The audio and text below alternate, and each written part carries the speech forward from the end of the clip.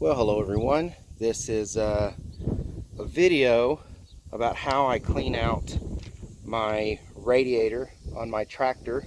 Actually tractors, I use this on all of my equipment out here. But it's a little device called a Radiator Genie.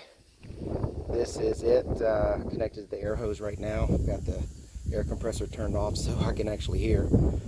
But it's got 100 pounds in the air compressor.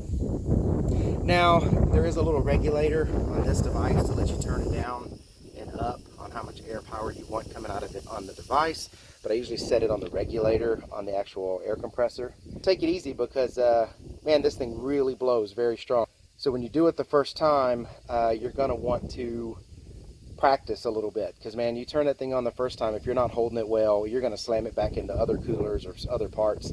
You need to be ready for it when it turns on. But man, it blasts out things really well. I took the grate off, and on this tractor, this model MT342, and it's the hydrostatic or the synchronized hydrostatic SHSC and cab model. So I've got the oil cooler, or actually it's the hydraulic oil cooler here, and then next you've got the AC cooler. Behind the AC cooler, it's kind of hard to see, is your fuel cooler, and then you have your radiator. So there's 4 coolers on this thing that I blow out.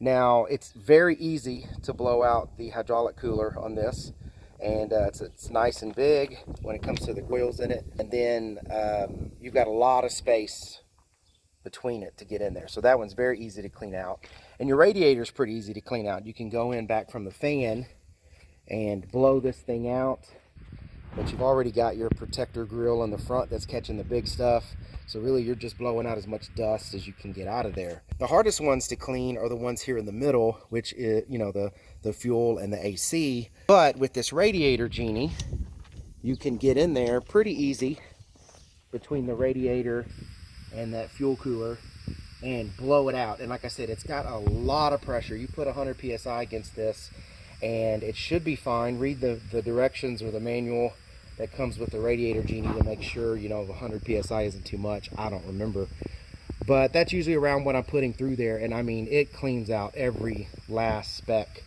of dirt, grass, anything that gets in there when I use it, and I love it. It works great. I'll get some shots of me sticking it in there.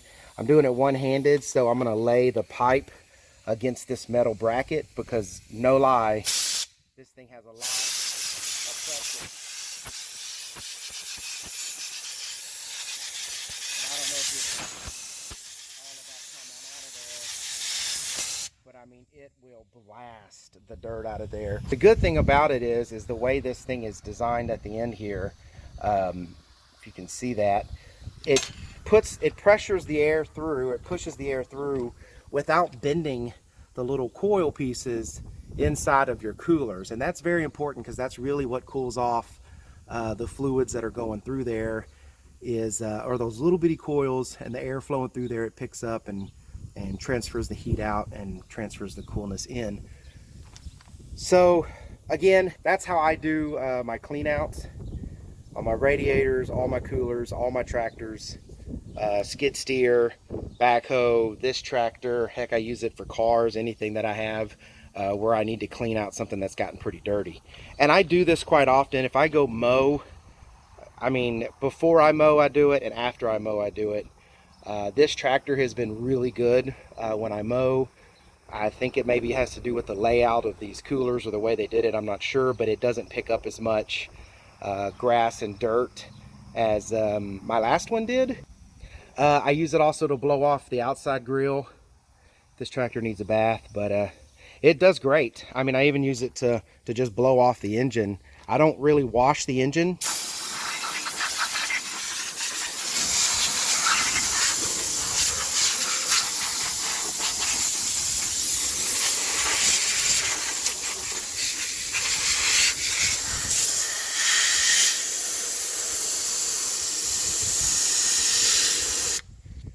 I've got the air compressor turned off, so it's not kicking on and giving me some more pressure. But I use it to blow out the inside of the hood, everything, because I don't really like I don't pour water into the engine area. I just don't do it.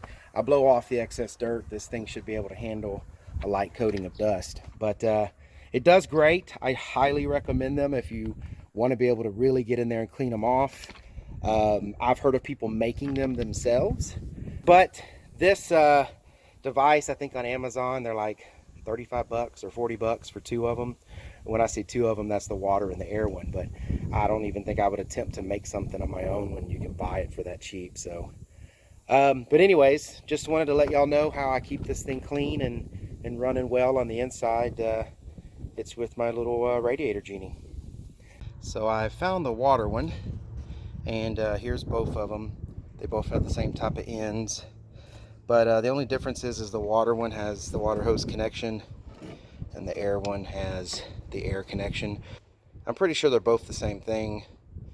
This one just has an air hose type of fitting in the end, and the little rubber thing on this one has fallen off over time. And then of course this one just has the regular water hose fitting. But I bet you this plastic handle is, like I said, the same, and you could probably use them both if you just take this in and out. But anyways, it comes with 2 in the pack, and like I said, I've used them both, but I use the air one the most. So like I said, I'll put the link in below. So if this video helped anyone, or you've never seen this, or you've been wondering, hey, wow, man, I really wish I had a good way to clean this stuff out, let me know in the comments below. Like the video, subscribe to the channel. I've got a lot more videos coming. Hopefully this helps somebody, and all of y'all take care. Thank you.